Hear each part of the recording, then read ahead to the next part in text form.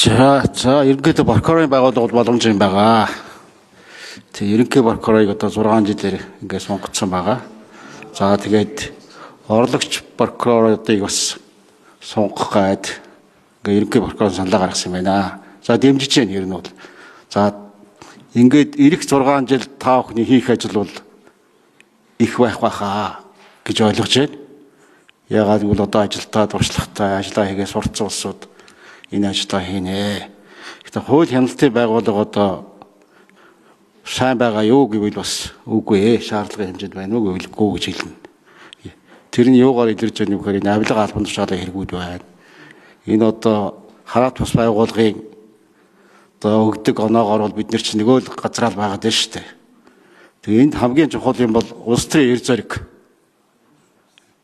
Ялангуяа нэг нам ирэх бариад их олон жил явлаа. Одоо төр засгийн ч одоо бас ингээд нэг талдаа гараад хий ажиллах гээд ингээд явж байгаа шиг байна. За прокурорын байгууллага бол одоо авилга албан тушаалын хэрэгтэй бол тэмцэж байгаа. Өшөөж сайн тэмцэнэ гэдгээр хэлцэхгүй байна. За цаашдаа бол одоо энэ дээр энэ хөрөнгө хураах асуудал байдгаа. Энэ асуудал маань яг хуулийнхаа боломж олцоогоор ингэж хураагдж байгаа юу? Хууль бусаар хинж одоо хөрөнгөж өгөхгүй л дээ. Энэ байдал ямар байгаа вэ? За нөгөө талаар бол одоо иргэдийн хувьд бол хууль биелэгдээд ингэ байгаад байдаг. За улс төрчдийн хувьд ялангуяа их барьж байгаа энэ намын нөхдүүдийн хувьд бол хууль хяналтын байгууллага ажиллаа хийхгүй байна гэдээ манай сонгогчд хэлж байгаа шүү.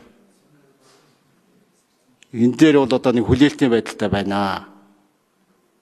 Тухайлбал одоо өнгөрсөн жилүүдэд прокурорын зөвшөөрлөлтөөр нүүрсний хулгайчдыг зарлж ирсэн. Авилгатай тэмцэх газар. Дараа нь бол одоо нэлээд хэдийн их хурлын гишүүд нүүрсний хулгайчдыг зарлуулчаад тэгээд дараа нь тодорхой хугацааны дараа ямар нэгэн холбогдлого болоод гарч ирсэн. Тэгээд танай прокурорын байгууллагаас ерөнхий прокурор нь бас хэлж байсан л да. Энэ их хурлын танхимаас эхлэх ёстой. Энэ танхимаас эхлэх ёстой. Энэ асуудлыг шийдчихэж бусдад одоо үлгэр дуурайл болно гэж ярьжсэн. Би тэрнтэй бол санал нэг байгаа. Энэ талаар та ямар бодолтой байна? Прокурорын байгууллага ямар бодолтой байна? Гэсэн ийм асуултууд байна л да. Тэгээ энэ дээр бол одоо иргэд бол сэтгэл хангалуун биш байгаа. Хүлээлтийн байдал. За Гамбат гүшүүн үг хэллээ гэж ойлголоо. Зөв. За Гамбат гүшүүний асуултанд хариулъя. Нэр дэвшигч Максимын Чимбат ажлын хэсгийн 3 дугаар микрофон. За Гамбат гүшүүний асуултанд хариулъя. Ер нь гэмтэргийн улс учирсан хохирлыг нөхөн төлөөлөх нөхөн төлөөлөх зорилгоор одоо эд хөрөнгө хамгаалах, хураах, битүүмжлэх энэ ажиллагаа бол одоо бас прокурор хяналтанд ороо явагдаж байгаа. Сүүлийн 6 жилийн байдлаар гэмтэргийн улс учирсан хохирлыг нөхөн төлөөлөх ажиллагааны одоо тоо баримтал бол одоо миний танилцуулганд дурдсан байгаа. Түүнээс гадна одоо гадаад улсад одоо гарсан хөрөнгийг одоо зарцаах, буцаа авчрах энэ ажиллагаа бас олон улсын одоо энэ эрх зүйн харилцан туслалцаа үзүүлэх энэ шугамар бол бас одоо явагдаж байгаа.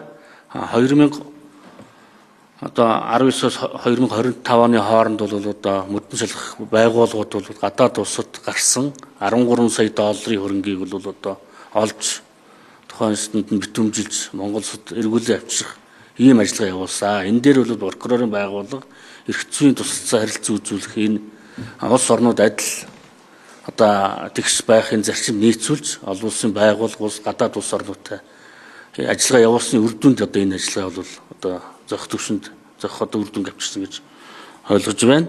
За авилгатай тэмцэх үндэсний хөтөлбөр мөнгө гоох терроризм санхүүжилттэй тэмцэх энэ хөтөлбөр хэрэгжүүлэх энэ хүрээнд бол хөтөлбөрийн хэрэгжилтийг хангах хүнд бол одоо улсын ерхий прокурорын газарт одоо тусгай алба бид байгуулж энэ хөтөлбөрийг хэрэгжүүлэх нэгдсэн бодлого чиглэлээр зангидах үндэсний хөтөлбөр олон улсын гэрээ конвенцийн хэрэгжилтийг хангуулах энэ одоо бодлого зорилтыг тодорхойлох юм алба байгуулж ажиллаж, энэ алба нь бол нэгж прокурорын газруудаа одоо тодорхой одоо мэрэгж арга зүйн ихээр хангаж ингэж ажилласны үр дүндүүдэд навилгатай тэмцэх ажил бас нэлээд сайн одоо үр дүнг бий болох хаа гэж ингэж зохион байгуулалтын арга хэмжээ авч ажилласан байгаа.